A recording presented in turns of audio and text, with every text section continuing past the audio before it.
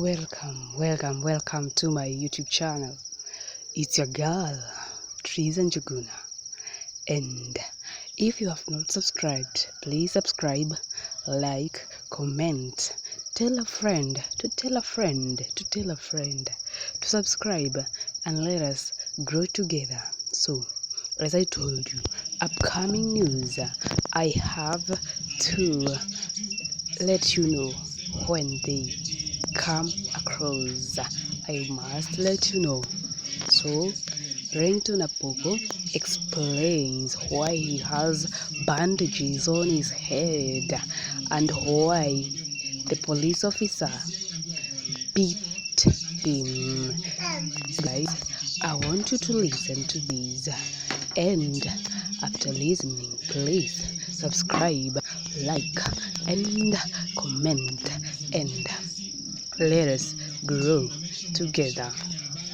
Let us listen to what Ringtone is saying.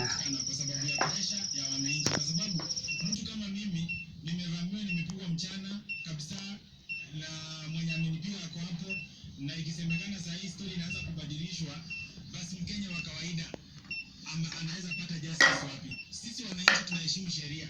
Naamini kupitia koti sheria itatuheshimu kama wananchi pia. Wale labda mfano kama sasa hivi hawaelewi uko hapa kwa ajili ya nini, kwa sababu ya nini? Watu wamechanganyikiwa, wamepigwa leo tena ama kuendaje?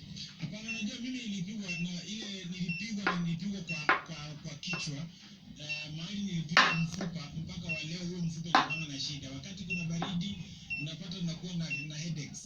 Yaani maisha yangu ilibadilika siku ile nilipigwa rungu kwa kichwa. Nakuwa na headaches wakati wote. Saa hii nakuwa natembea na madawa za kichwa za pain. So kama saa hii nimekuwa na consistent headaches. Nimeenda kwa daktari ndio wakajaribu, nimetolewa kuna damu ilikuwa imeclot, nimetolewa na ninaambiwa ni kama nitaanza kwenda operation. So hata in like 2 weeks nafaa kwenda South Africa sasa kwenda kufanya head operation. Ndio maana labda kuna bandage bado kwa sababu nilikuwa nimetolewa clot ya blood, lakini naenda South Africa in 2 weeks kwa operation kichwa.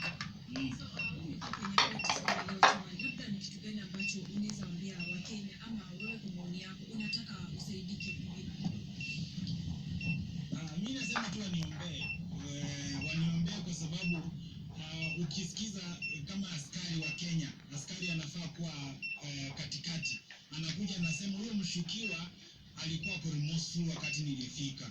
Na huyo anasema saa hii ameulizwa magari kama zilikuwa zimegongana mbili. Anasema gari ya mshukiwa ilikuwa imeumia hii na yangu ajui, na mimi ndio mwenye kesi.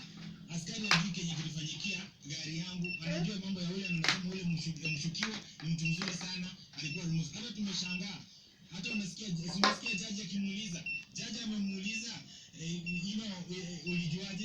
So mpaka unaona jaji ndiye amekuwa kama lawyer wangu akinitetea. So mimi naomba tu jaji shetani asimguze popote, akae mtu mkweli, na mwenye ameuliza hiyo maswali leo hivi, hata akiandika judgment yake, andike judgment akijiuliza Ringtone anaweza kuwa alikuwa kwa barabara akajipiga akaanza kubleed, ama kwa sababu ukiona anajaribu kumaanisha ule hakunipiga. So hakuna watu hawajui nilipigwa na nini, lakini unasikia wananchi walikuwa wamejaa na wananchi waliona, unaona. So unajua ukora sometimes Kenya ndio unashindanga, lakini naamini kwa hii kesi yangu ukora hautashinda. Actually wakati kwenye interview fulani mtakatifu na Robert Alai alisema kwamba yeye hakunigonga. Niliona akisema hakunigonga, lakini naamini ule mheshimiwa judge mwenye hapo kwa court magistrate, naamini yeye si mjinga, naamini alisoma, naamini Mungu amempatia hiyo kiti so that mkora akikuja akimwambia anaweza soma mkora, anaweza soma ukora. So mimi naamini tu Mungu ampatie tu afya na ampatie clear ya mind, aweze kuona wakora. Unajua hata wakora pia wanajichanganyanga, unaona. Mpaka unaona saa hii lawyer wake anajaribu kuuliza mtu mwenye ni kama washa interfere, anasema mtu wao ni mzuri, eti kwani uko na interest kwa hii kesi. Kwa sababu mimi ndio nilikuwa najiuliza kwa moyo, anajaribu kupreempt kenye jaji ataandika. mimi najiuliza kwa moyo wangu, polisi mmeshika mtu mmemleta kotini, unaweza kuja kuambia koti huyu jamaa lakini alikuwa mpole, alikuwa mzuri. Sasa wewe unasema ndio maanisha nini? Ndio jaji amwachilie? Unajua tena mimi inaonekana ni kama hii kesi wakati wananchi wa Kenya walizusha ilikuja kwa sababu ya pressure ya wananchi. So mimi nataka kusema wananchi wa Kenya muendelee kuweka pressure. Ndio mtu mrefu aheshimu mtu mfupi. Mtu